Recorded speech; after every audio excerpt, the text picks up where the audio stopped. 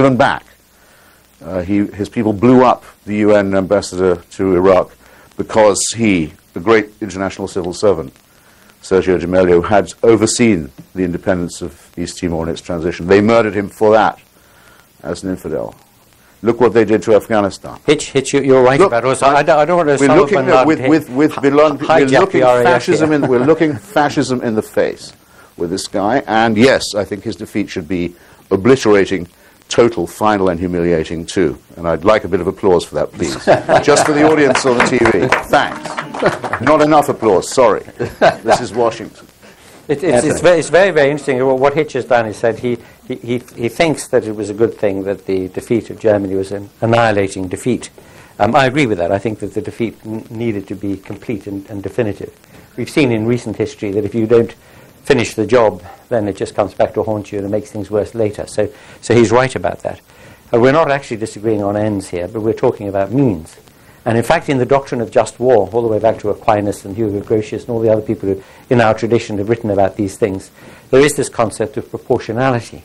If the aim is to defeat the enemy, then let's try and do it if you're going to be as civilized and reflective about it as you can be, even though war is a dirty business. And we've granted from remarks I made earlier on that there have to be limits even in war. Then you've got to try and do it in a way which is consistent with that idea of proportion. And what I mean by it is this. If you have a toothache, you can cure it by chopping off your head, but that's a bit extreme. You try and cure it by a means that leaves the rest of you intact if you can. And so some considered way of doing these things is obviously the preferred option. On the point about I'm drawing an analogy here between the idea of an annihilating defeat and using any means available to you to get that defeat in order to make sure that the monster isn't going to rise up again. And on that, we're absolutely agreed. But what I want to try to do is to discriminate, in the literal sense of that term, is to look at a central fact about something. Ask ourselves the question, you've set yourself a certain aim. Is it a legitimate means to that end to pick a civilian population, to attack it, to kill as many of them as you can, to frighten everybody else by that terrifying attack on them? Is that ever justified? Now, there might be circumstances, there might be very, very extreme circumstances where the great and sometimes worthwhile fig leaf of the idea of collateral damage comes into play here. The idea that there are very, very regrettable, sincerely regrettable, but unavoidable casualties of non-combatants, of innocents, of people who aren't engaged when a legitimate target is attacked. But I think one has to be very careful about that. One has to say that has got to be the rare occasion. You've got to make a jolly good case for claiming that it was unavoidable that those people were hurt. And if you're doing something very different from that, if you're actually targeting civilians in order to kill and terrorize, that in itself, the intrinsic quality of that act, no matter whether you think you've got a declared war, no matter whether it's states that are the actors in the case, in other words, a terrorist organization, has to be wrong. If you think 9/11 was wrong, and it was an atrocity, then you've got to think that systematically and deliberately attempting to massacre civilians in any circumstance is an atrocity. So I'm going to stick with that point. Now I must pick up Hitch on the oh, thank you. There you are. So the point about mutiny, okay? I think with great respect, Hitch misreads me there. I didn't think that the RAF should mutiny. I quote in the book the phrase in the Wehrmacht paybook, which said that if you think you've been given an illegal order, you can disobey it. And that it actually happened that Wehrmacht soldiers, I don't think very many SS soldiers did, but some exempted themselves from actions that they didn't agree with and survived. Now, in the case of the Royal Air Force personnel, the USAAF personnel, I say there, in an ideal world, I say, preface that, don't I? I say, in an ideal situation, if these airmen were asked, will you go in for area bombing civilian populations, or will you go for tactical targets, important military industrial targets, that they should have opted for the latter. I didn't say they should mutiny, certainly not. And I grant also a number of things. I grant that they really believed with great justification that they were engaged in a just war, that they had the support of the majority of their populations. These were young men putting their lives on the line. It moves me to think that 55,000 very, very young men died in the sky over Germany in the Royal Air Force from Britain and the British Empire. 45,000 United States Army Air Force personnel died in the air, a terrifying and awful death. And I have to comment because it is one of the awful ironies of war. It's the sort of thing that Hitch would appreciate, maybe. That those 55,000 Royal Air Force personnel died in the process of killing 350,000 Germans. German children and women and elderly people and people who were not directly engaged in active combat. A ratio of 7 to 1. What general would send his troops into battle if he thought those were the odds? Okay.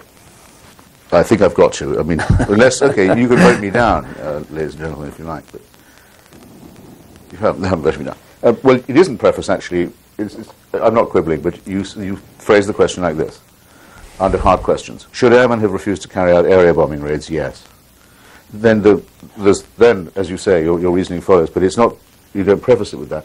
Yes means yes, it seems to me. And I think I would not have said it. I mean, Commander Hitchens, of blessed memory, I can promise you, did not join the Royal Navy and sail all around the world for His Majesty the King in order to end up running guns to Stalin, which he ended up doing over the hump of Murmansk and Archangel, when the Scandinavian coast was entirely controlled by the Luftwaffe, and the seas largely controlled by the U-boats. Very unpleasant job. He thought it was outrageous to be helping the Stalin regime to go. But he did not, I think, well, this is so much against my conscience I can't do it. How could I have impeached him if he had? Well, these might be questions for another day. I think I'm glad, on the whole, that people decided that the British government was a decent enough one to have its orders obeyed, even if questionable things were being done. And I could instance a whole number of other episodes in the Second World War, possibly the sinking of the French fleet at anchor when it was not in aggressive mode, that the British did, that were also to be questioned and would make an excellent moral exercise. Mm-hmm. Let me stop you just for a second, because I want to make sure that there is time for questions. I simply have to say this. It's extending my Klemperer point. Precision bombing would have done an awful lot of damage to the German war effort in Dresden. There's no question about it. And probably more, arguably more than area bombing did. But the next day, precision bombing would have left the same people in charge of Dresden, I'm sorry to say, and Victor Klemperer would have got on that fucking cattle truck. The same, because the order wouldn't have been destroyed. There wouldn't have been total chaos, the utter destruction of the state system and its... Now, anyone who's seen the pictures of those, even in German camps on German soil, relatively lenient, at Buchenwald and Dachau, the condition of the people who were, as they were found by British and American soldiers, can see that those people have only got a few more days to live at best. They're all dying, in effect. Another few months of this war, and they would all have died, as so many of them did in Poland and Hungary and elsewhere. This also has to be borne in mind in considering the Japanese Empire and its hideous god king. Every day that country didn't surrender. I'm personally opposed to Hiroshima and Nagasaki, and I can tell you something that Dr. Edward Teller once told me, that it was his view that there should have been a demonstration bomb dropped and not a use of it on civilian cities. But, urgent question to let off a bomb, because every day the Japanese Empire goes on, thousands of its slaves are dying, and we have the right and the duty to save them, it seems to me. So, I am sorry if that's too much, but I felt I couldn't not say that. This is urgent. And it's a terrible utilitarian calculus. Shall you kill more Germans to rescue their slaves and their victims? Well, you could, I suppose, you can compose it by saying, if I prayed, this is what I would say. I don't, but I would say, well, thank God we didn't start this. Could I trespass on everybody's patience? Because there's a point, not to disagree with Hitch this time, but just a point cognate to what he's just said there, which is that on the 28th of March 1945, Churchill sent a memo to a man called Sir Charles Portal, who was the head of the RAF, to say to him, the terror bombing of the German cities, that's his phrase, the terror bombing, must now stop. He said the bombing of Dresden is a serious query against RAF behavior. It's very, very interesting that he wrote this memo, because at certain points during the war he came out with tremendous speeches about, flattening the German cities, and on other occasions he had horrible fits of conscience about it. On one occasion when he leapt to his feet watching footage of bombing of the Ruhr Valley, which was a heavily industrialized area of Germany, and said, are we animals? What are we doing? Why are we doing this? This was right in the middle of the war. And that memo that he sent the 28th of March was returned to him by Sir Charles Portal with a note saying, you can't write to me like this. You're